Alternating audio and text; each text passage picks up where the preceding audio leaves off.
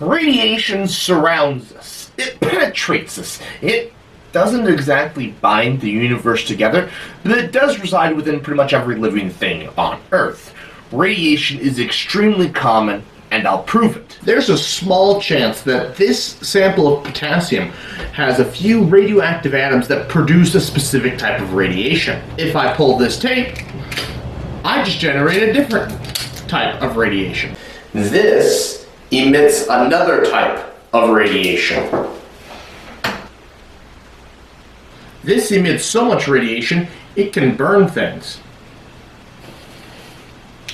This emits a radiation that changes your television station. This thing also emits radiation. This is an FM radio transmitter. It emits FM radio waves, another type of radiation. And if you had a receiver, you know what you'd pick up right now? My intro. Hey there, YouTubers!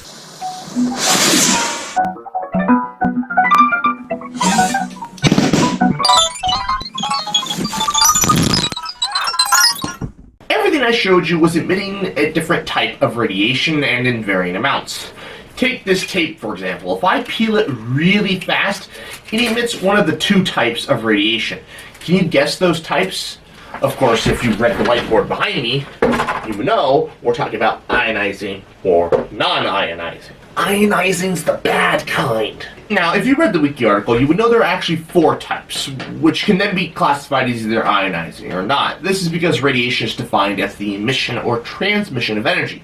Therefore, there can be electromagnetic, particle, acoustic, and gravitational.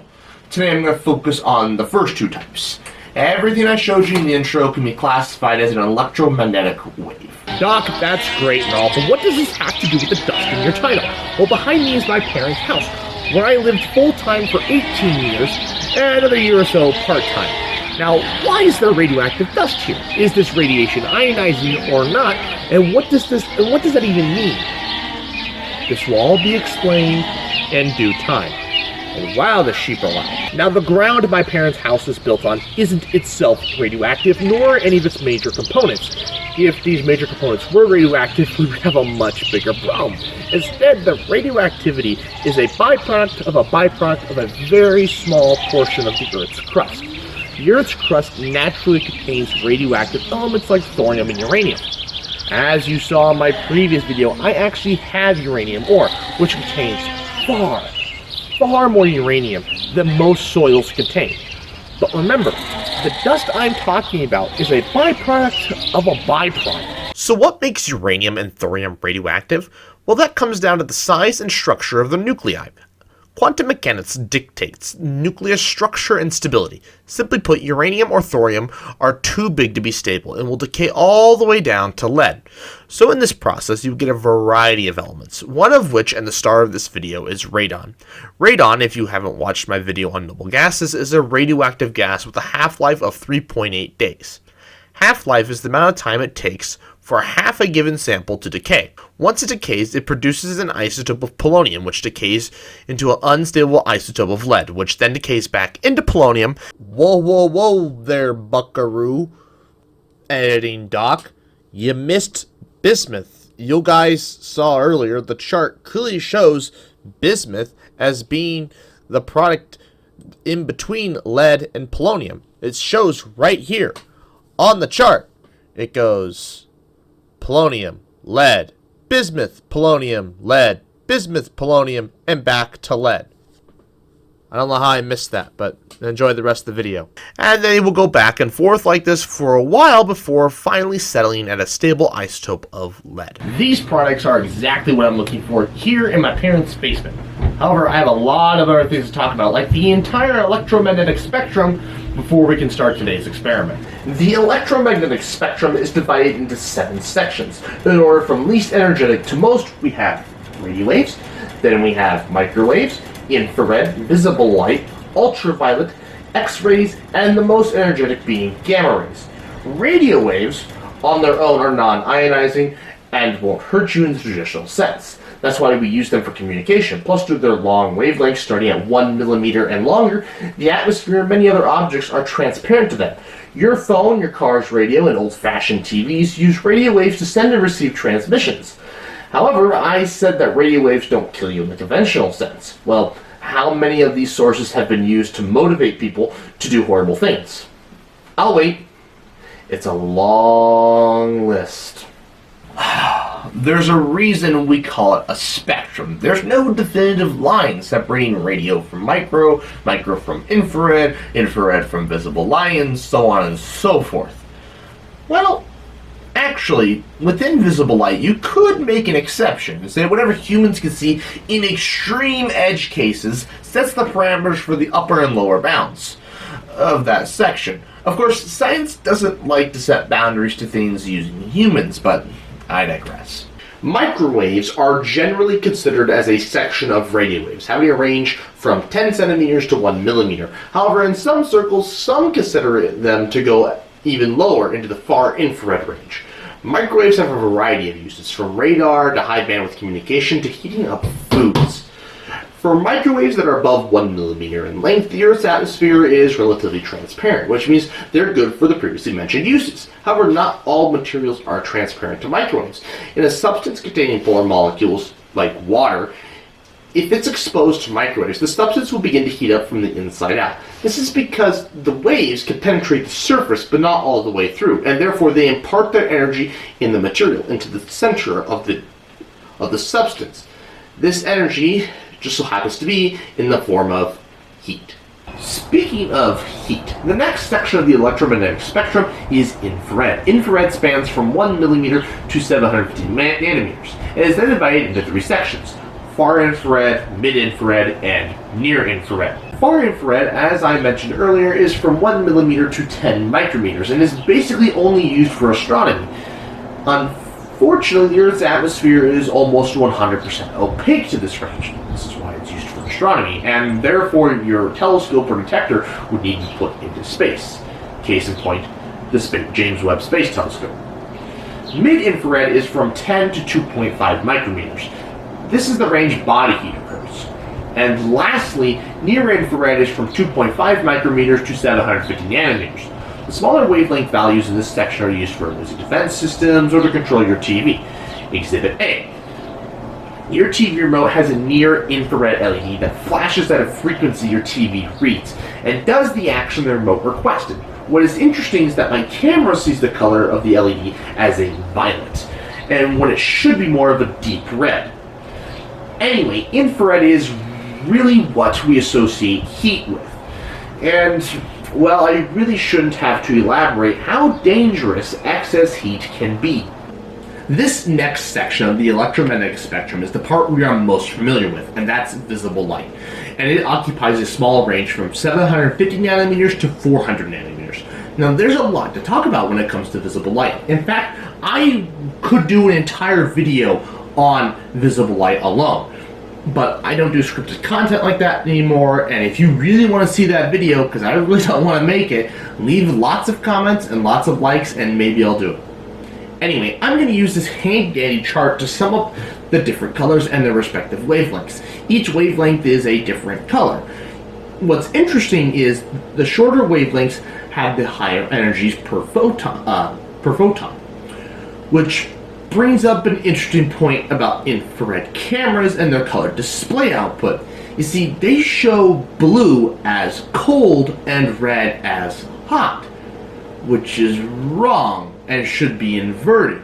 Blue should be hot and red should be cold, but I digress. Our eyes only see red, green, and cyan.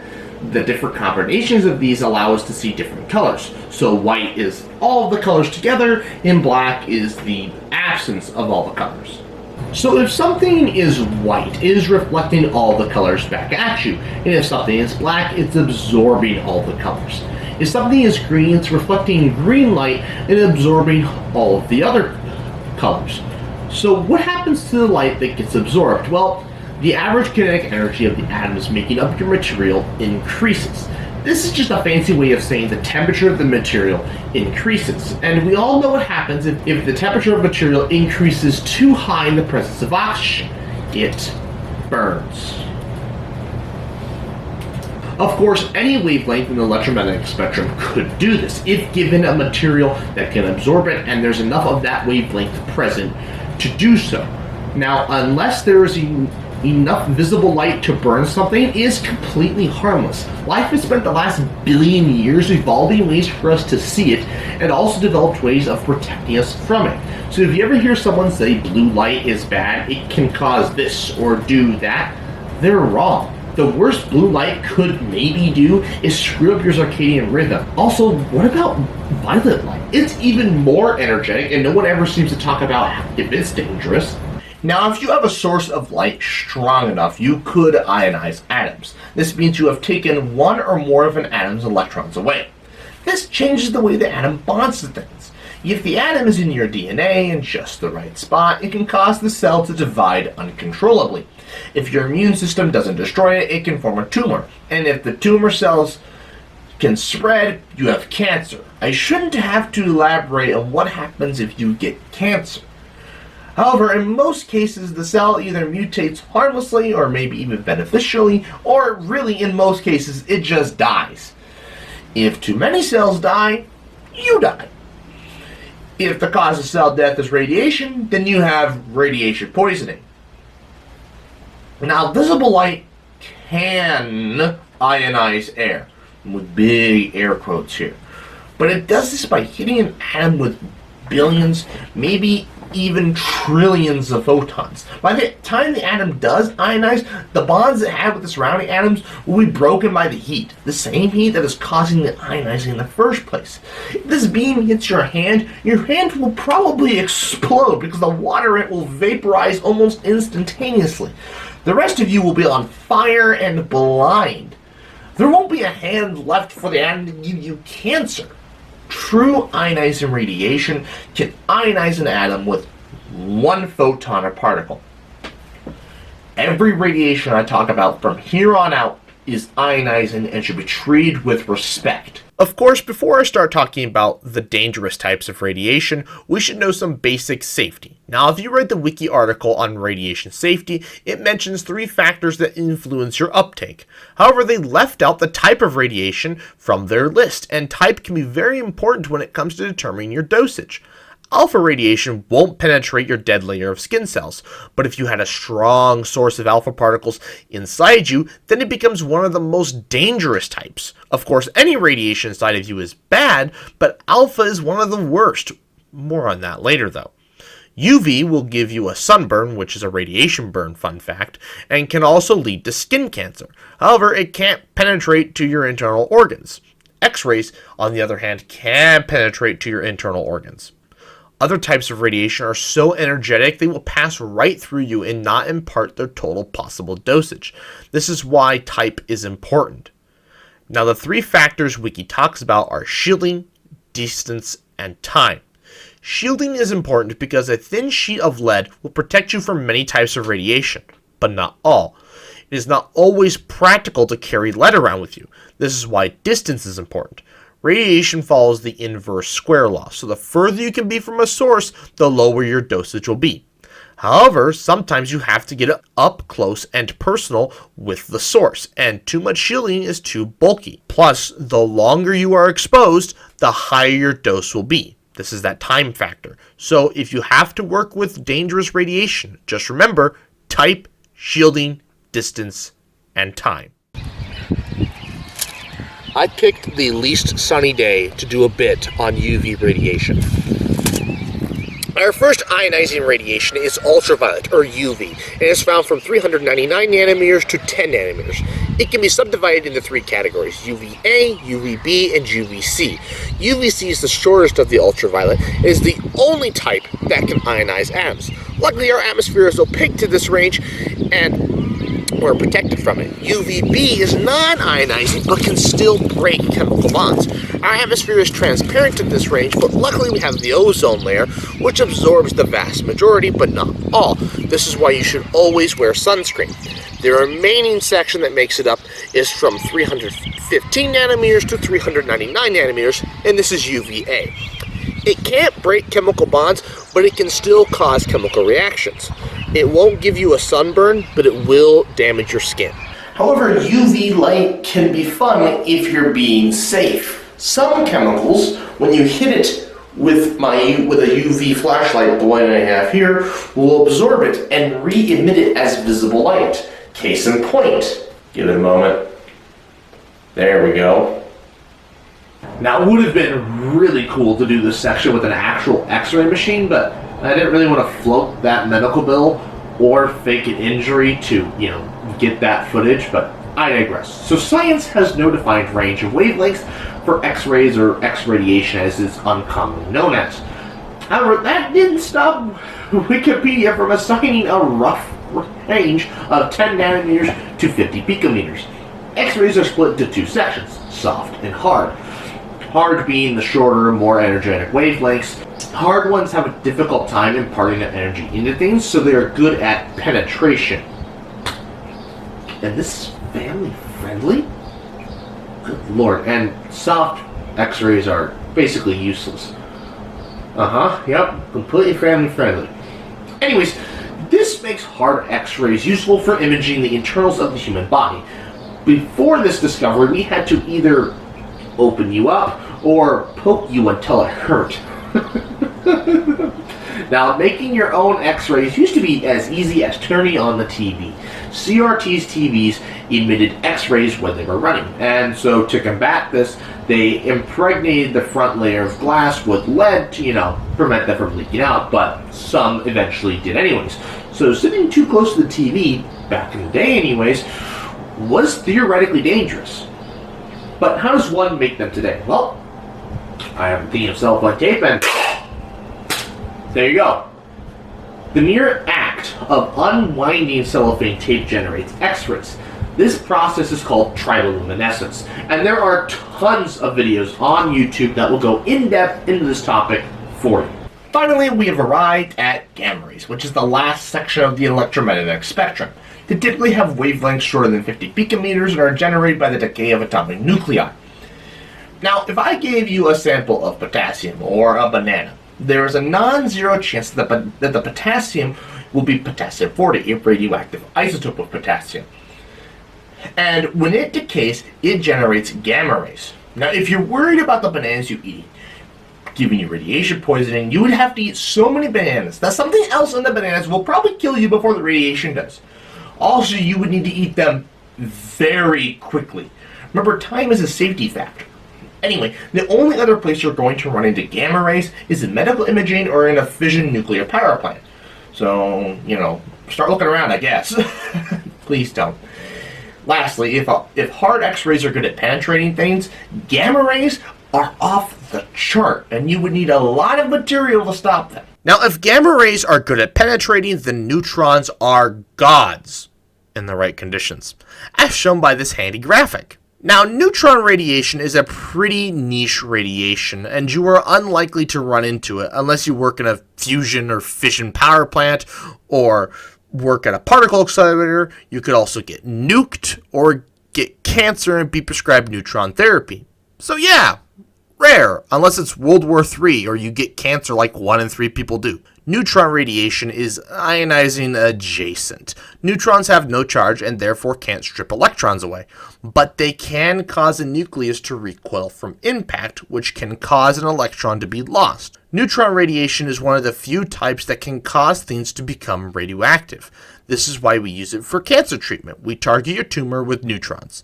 The atoms in the tumor absorb the neutrons and become radioactive. This radiation should destroy the cells of the tumor and therefore your cancer.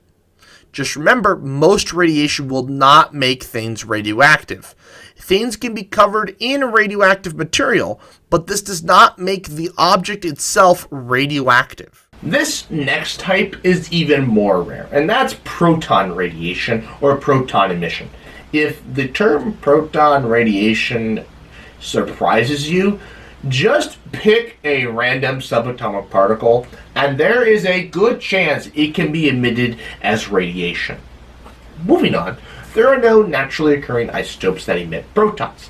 This means they have to be manufactured either in nuclear reactors or in particle accelerators. Which is funny because there's a good chance the particle accelerator is accelerating protons to change the atom, which will then be a funky isotope of that atom, or a funky isomer, in which the proton will be emitted. So we're using proton radiation to make more proton radiation. It's a self-fulfilling cycle. Anyways, particle accelerators are very useful for medical procedures these days, and they're really useful for treating cancer. Protons are positively charged, and therefore are easily moved by large magnets. So to treat cancer with protons, you need to first accelerate the protons to a very high speed. And it needs to be a very specific high speed. And then you need to focus them into a tight beam. The speed is important. This determines how far the protons will penetrate into the flesh. We want them to deposit the energy into the tumor, not the surrounding tissues. Now, I only brought up proton radiation because I thought it was cool. And there's a story of a guy who took a high-energy proton beam to the head and survived. He did not receive this as a cancer treatment. Can you guess what country or former country this happened in? Yeah, no, it was the Soviet Union. Not a big shock there. Workplace safety wasn't really a thing. Anyways, if you want to learn more, go watch Kyle Hill's video. Link in the description. Alrighty, so we're ready to do the experiment. We've done this in the past before, but here's the drill. We have a vacuum with a tissue and rubber bands holding it in place. We've taken a baseline measurement. Oh my god, okay. Well, it was an average of 25. Now it says 35. Counts per minute, so if you want to take a look. If it'll focus, it won't focus. Whatever, it doesn't matter. The point is, and then if we put it on the actual tissue, 39, 38.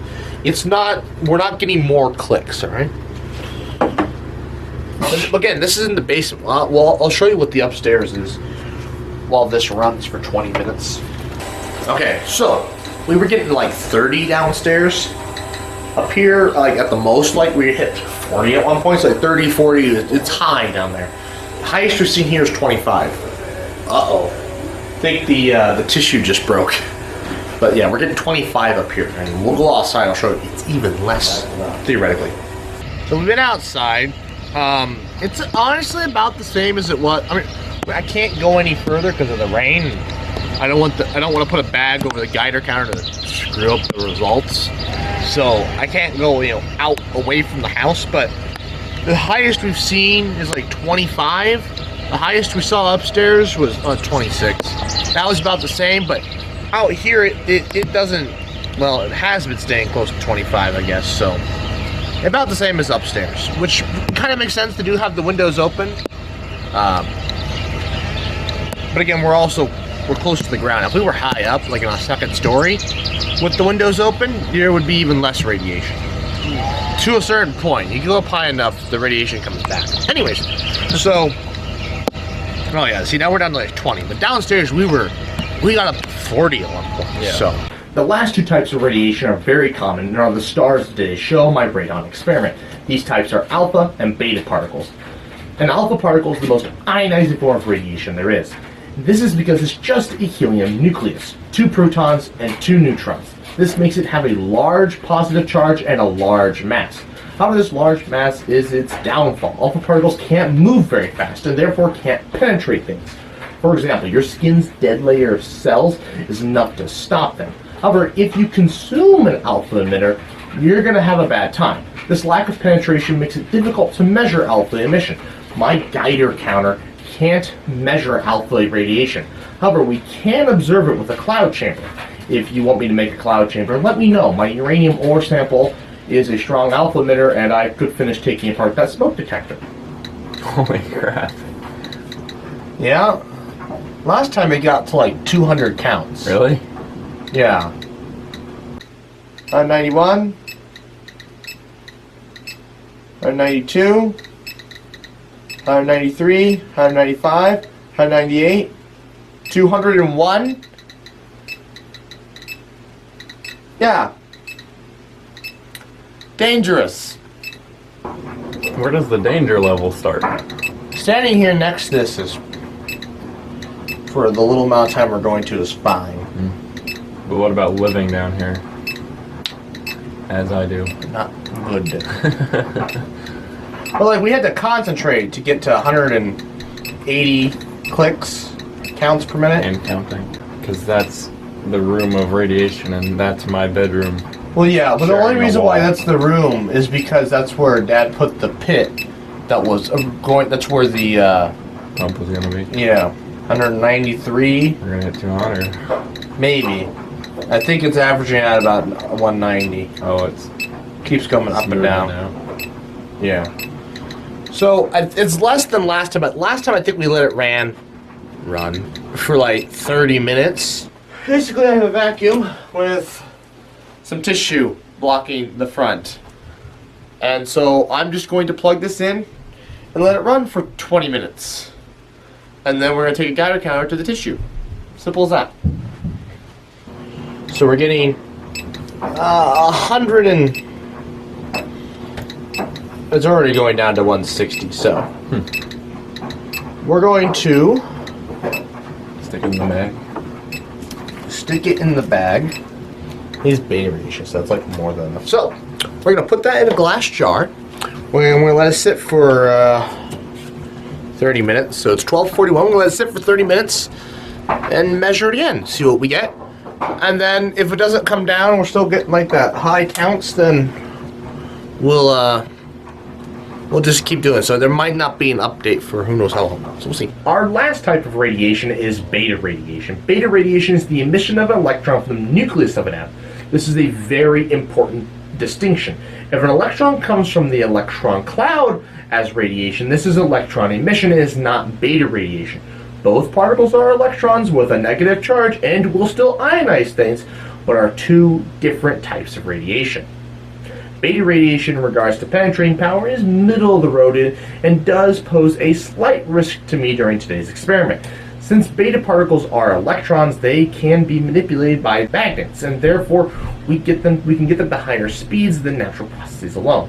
This makes them useful for cancer treatment once again. Last fun fact of the video. Beta plus particles are positrons and have a positive charge. These are electrons' antimatter counterparts. I vote them as more dangerous than regular beta radiation because when they impact an electron, they destroy each other and release gamma radiation. So it's been a half hour, and we're at 250 counts. Now, here's the thing. You can't see the dust. That's terrifying. But before we were probably up above it like that, which, as you can already see, is starting to cut the radiation down. Of course, inverse square law. So I would suspect the radiation is the same level as it was a half hour ago. So we're gonna wait even longer to see if that changes. Okay, so I don't know how we were getting 200 counts earlier at my parents', but we're only getting like 160 at the most. I must have found a hot spot somewhere on it, and so we got a lot more, but it's been an hour. And this is still more than I think we got down in the basement, but I guess we'll check it in 2 hours to see what we get. Maybe we are getting a small decrease in radiation. Okay, it's the next day, so it's been over 24 hours since we harvested the radioactive dust from my parents' basement, and check this out. So it's sitting exactly on the same tissues it was yesterday, and the Geiger counter is reading 15 CPMs. The average, the background for here is 15 CPMs. Okay, it's ticking up again, but the most it hit was 25, sitting next to the tissue today. So I didn't learn much because I should have checked it this morning. Oh well, that's the end of the video. You guys asked for this video. Remember, you voted for this. Democracy Spoke was like, I want this video. So comments, likes, share, subscribe. Anyways, do all that, and good night. Subs for trees. Subs for trees. Subs for trees. Subs for trees. Oh, you're still here? I thought I told you to go home. Oh, you want more? I'm flattered. Check out the playlist.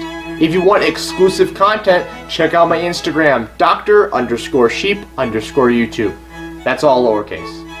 If you want to help the earth, subscribe. When I reach 100 subscribers, I'm going to plant 10 trees. If you feel that's too small, then check out my channel chart where I lay out even bigger goals. Finally, stick around for the next 20 seconds to give me that sweet watch time. Bye.